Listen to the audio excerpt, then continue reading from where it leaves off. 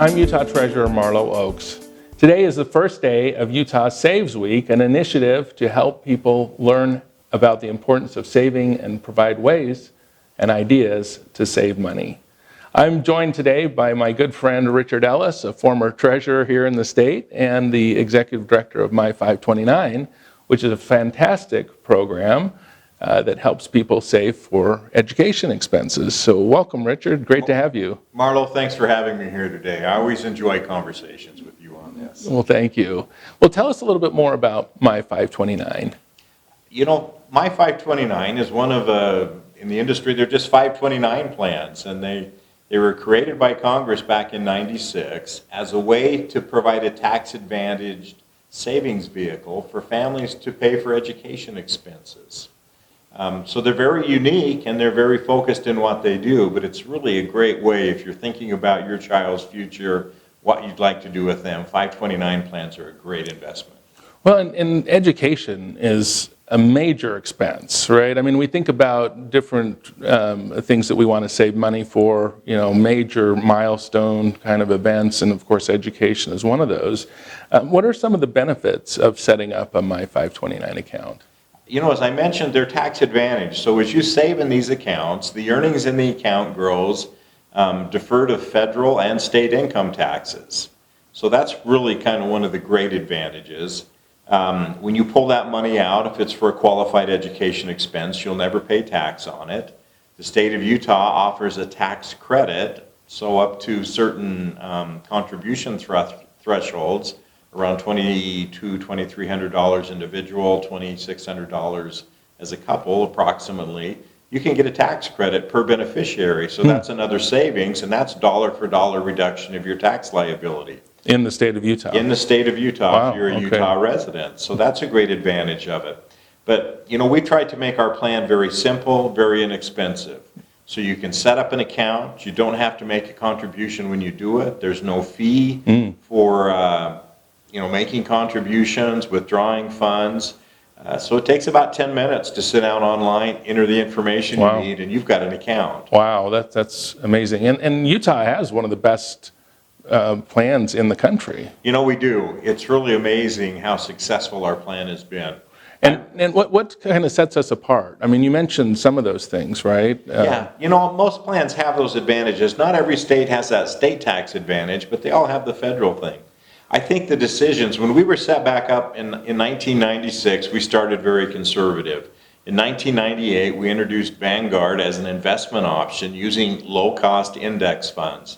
And I think that was kind of a you know, market leader in getting to low-cost funds that has made us low-cost really all the way through our history. Other plans are a little cheaper than we are now. But by and large, we're one of the lowest cost funds in the country, and it's a nice way for people to save. And of course, people know Vanguard. They've got their 401k plans or other investments there. So I think it makes it familiar. And you know, there's other things there. Our structure, our oversight. We're part of the Utah system of higher education in terms of oversight. We have a separate board down there. Gives us a good governance structure. So all those things combined has made us one of only 2 gold-rated plans in the country by Morningstar. Wow. That's amazing. And, you know, we mentioned, or we talked a little bit about how expensive education is. What are some ideas that you could share with families about saving for education? You know, I think that's the most important thing. You need to start saving. I think we can get bogged down and think, oh gosh, if I send my kid to the University of Utah, it's going to cost me $80,000. I can never save $80,000. Well, maybe you can, but maybe you can save 10 or 15 or 20. So the important thing is to start saving and to start saving early. You know, as an example, last year, out of the money that was withdrawn, on average, 40% of the money that came out was earnings over the time that money had been invested.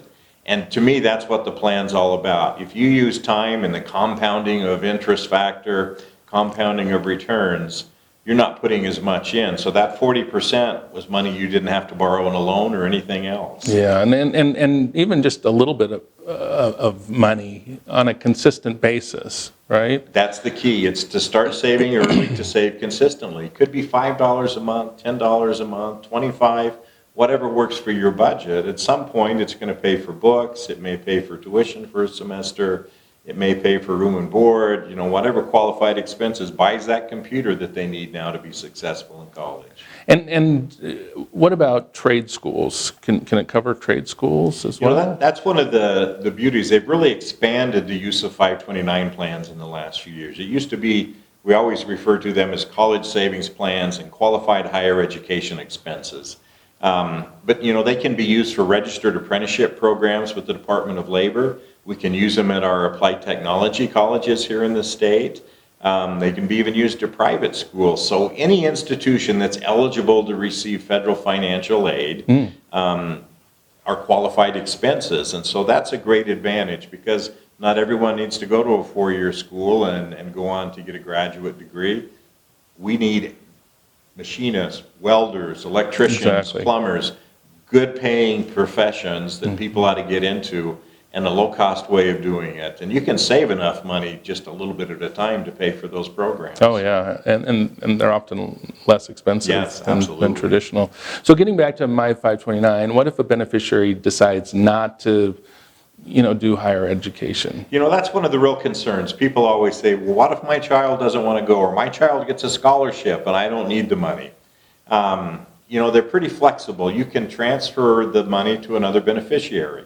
So maybe there's a sibling that goes to college and one doesn't. You just transfer that money into the other sibling's account to help pay those expenses.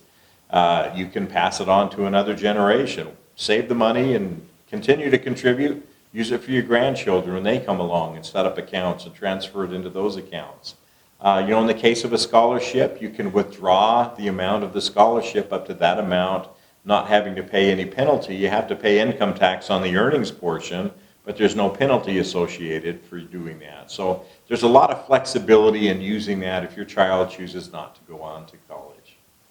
Well, and as families, begin to save or continue to save, using a 529 plan just makes a lot of sense. But it also establishes a mindset, right, for saving and for valuing education and that sort of thing, moving beyond high school, because ultimately that's where your earnings are elevated. I think that's one of the great things about it. There's been studies done even on low-income families. If they have $500 in an account saved for their education, they're 3 times more likely to matriculate into an education program after high school, 4 times more likely to graduate. So that's huge. That aspirational issue that kids know you're vested in their education makes all the difference.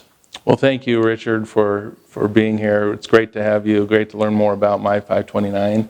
And each of you can go out to utahsaves.org, where there are more resources to learn about my529 and other savings ideas that can help your family. Thank you, and happy Utah Saves Week.